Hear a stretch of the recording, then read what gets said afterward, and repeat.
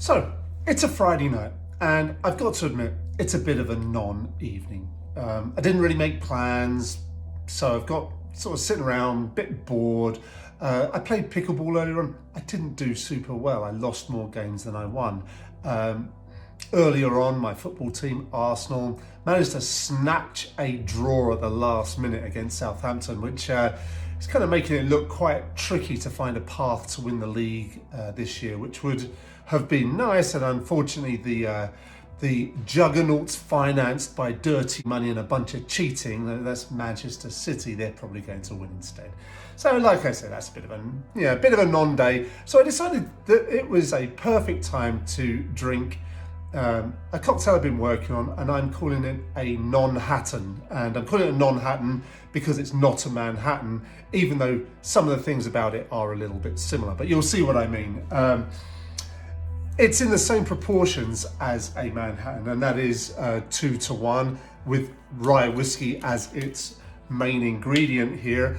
I'm using Old Forester. I was going to use my George Dickel, which is a 90 proof, and I use this quite a lot. I think it's perfectly serviceable and good, but I do like the Old Forester. It is 100 proof, a little bit stronger, and I'm feeling if this is a non-day, let's make it more of a day with a slightly stronger cocktail for this evening. So it is 2 parts, and I'm going for filling it up to the top, past the 3/4 of an ounce line, up to the full ounce line. I'm having 2 ounces of Old Forester rye whiskey.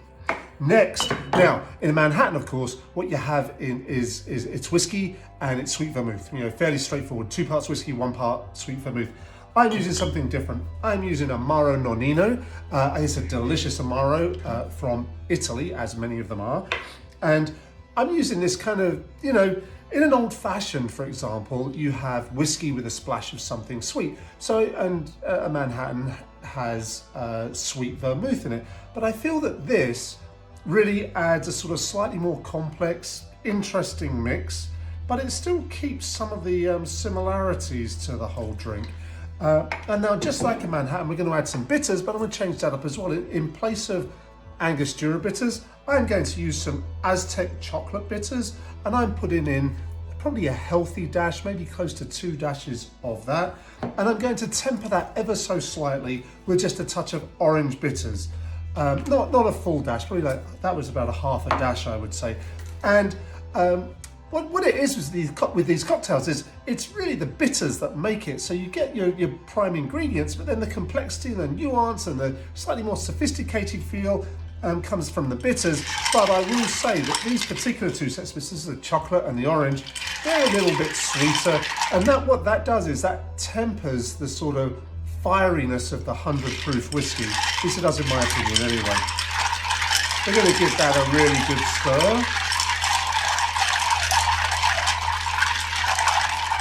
Nice and chilly, but here's why it's really a non-Hatton, not a Manhattan. A Manhattan would be in a coupe, right? You'd stir it, it's nice and chilly, you pour it into a chilled glass. I'm not going to do that. I want an excuse to use the big ice cubes.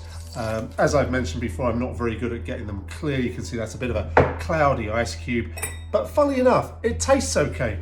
Yeah, it still tastes like frozen water to some degree. And all you're doing it there for is to keep your drink from getting too warm too quickly.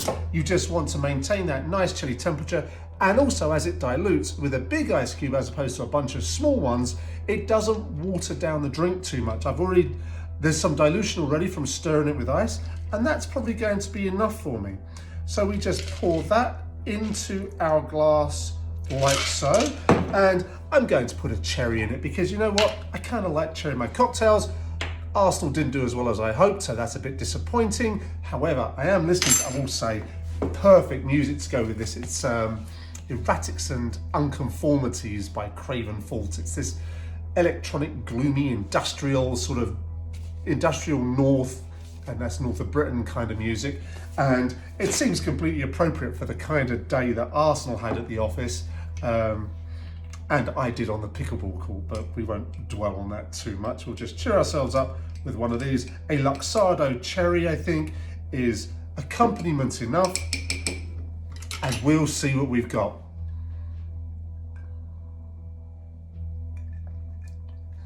That's delicious for a non-day, not bad. Cheers.